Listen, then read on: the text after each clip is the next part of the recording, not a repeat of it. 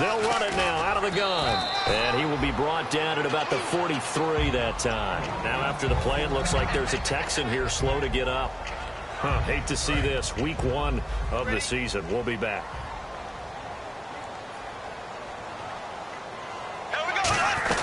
They'll run it now out of the gun. And he is met at the line of scrimmage, and he goes down right there. No gain on the play, and it's going to bring up a 3rd down. Well, he didn't make headway on that one, but he's had plenty of carries all night long. I just wonder if maybe he's a little bit tired from toting the rock that much. So now at 3rd and 7, and defensively, it's a dime look, 6 DBs. Now Bortles, and he couldn't hang on to it through the contact. Incomplete. Timing's crucial in any route thrown, but when you throw an out, so many things are going through the mind of the receiver. Catching the ball, timing it up with the quarterback. Are my feet going to get down inbounds? On that play, all those things going through his head might have caused him to drop it. Here's Brad Nortman now. On for his 2nd punt. He'd take a repeat of his 1st. And the kick's away as he angles this one for the sideline. And they'll play keep away from the returner as this one will be marked out of bounds at the 13-yard line. Pretty good spot. And the Texans set to come onto the field.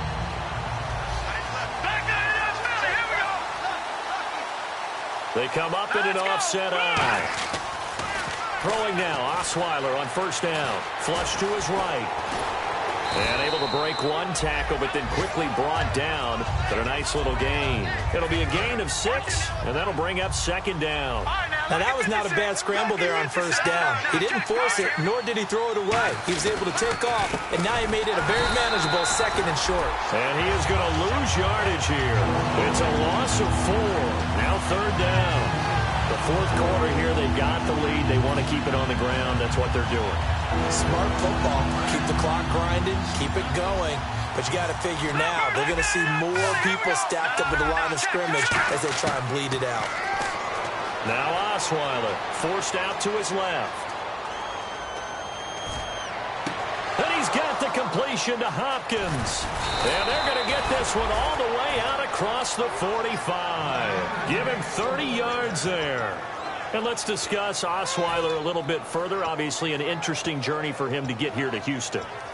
Groomed in Denver and actually got to play some before he ended up making his departure to Houston. But after the Broncos won the Super Bowl, I think he was in search of his own team and his own destiny as maybe a Super Bowl quarterback. They gave him a great opportunity, and he took advantage of it and headed to be a Texan. On 1st and 10, it's Osweiler. He's going to wind up and air it out. And look at this. They get the turnover they needed. It's intercepted. A great read, and it's picked off. And out now comes Jacksonville as they get ready to go. And a tight game after punting last time. See if they can get something going on this drive. As they head to the field now, with the game this close, you got to feel there's a sense of urgency for them going on offense right now. But they have to do it without letting panic creep in and affect their play. 12 yards there as they move the chains. 1st down and 10 now for the offensive group.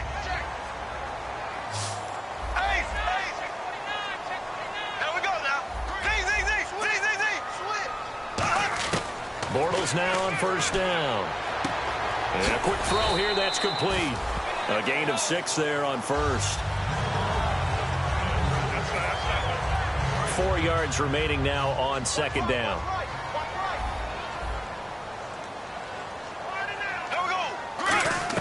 Bortles to throw on 2nd down.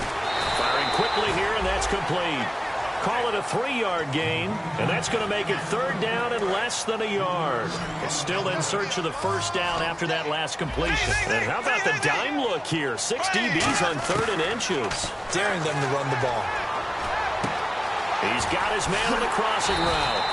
And he's taken down at the 43, but not before picking up the 1st. And Brandon, from our time in college football, where receivers weren't running the traditional NFL route tree, one thing they did learn, find open areas, find soft spots. Now he's hit, and Bortles fumbled. It's loose, and the Texans scoop it. And his crew will take over with a football at the 35-yard line. And now out comes Houston. And following the interception, we'll see what they can put together on this drive. I hear my old college coach right now. He always used to tell us before every game, the team making the fewest mistakes will win. What they're hoping is that that last mistake is their only one of the game. Coaches, that's all they talk about, turnovers, right? Under a heavy rush, and down he goes. Yannick Ngakoue in there to drop him, and it'll be a loss of about 8. Well, they were coming out of the 4-3 defensively. Pressure coming off that right side from the DM.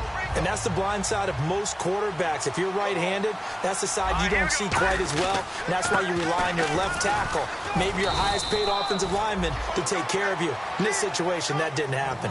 They get 5 yards on the run there. Still left staring at a third and about 14. And in this situation with the lead fourth quarter, they're liking keeping the ball on the ground, I'm sure. That's just smart football, but you know the defense has to know it as well. They've got to stop them here. So now we're going to see that loading the box in a big way. 6, 7, 8, 9, whatever it's going to take, puts a little bit more pressure on your big offensive line. Dancing to his left. He may try and run for this. And he'll go. And now the Jags defense deciding to call a timeout. It's just their first. They'll be down to 2 remaining as we step aside here in the fourth quarter. And this one is right down Broadway. And that will double their lead as it's up to 6. So they get the 3 here, but you wonder whether that's going to be enough. Yeah, I mean, you've now made it so they need a touchdown rather than a field goal to catch them. But you're right. If they'd gotten 6 out of that drive, this would be a much different game. And out now comes Jacksonville as they get ready to go. And last time they coughed it up, led to a field goal. They're fortunate that it only led to a field goal, but still, they're not happy about it. Could you sense the relief, though, when they only gave up the field goal? And they were able to trot back out on the field and start this drive. A little more pep in their step because they didn't cost their team a touchdown. But they know they've got to do it a lot better than they did on the last possession. The coach will just be relieved, though, if they recoup with a score here, right? I think the coach will be ecstatic to see them pick themselves back up and now take it downfield, punch in the end zone without turning it over.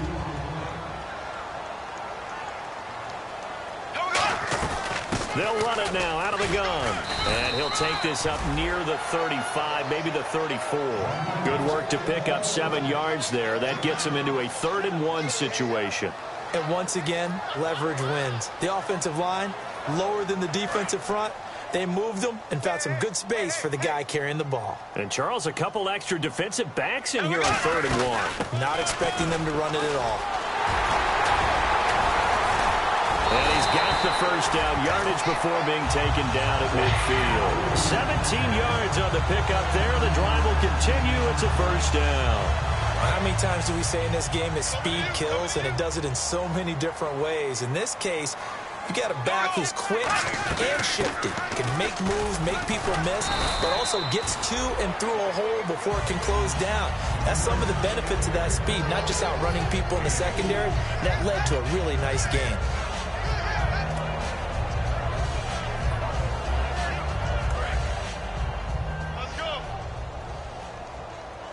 And the D-line pinching together must be expecting the run.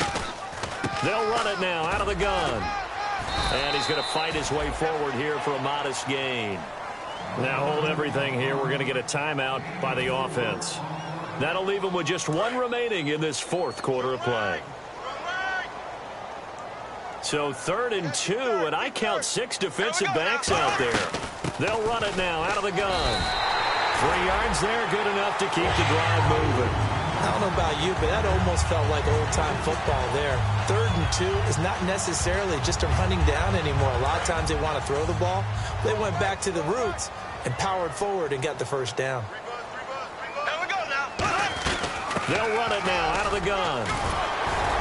And brought down, but not before they're inside the 25. A really nice pickup of 14 yards, and it moves the sticks.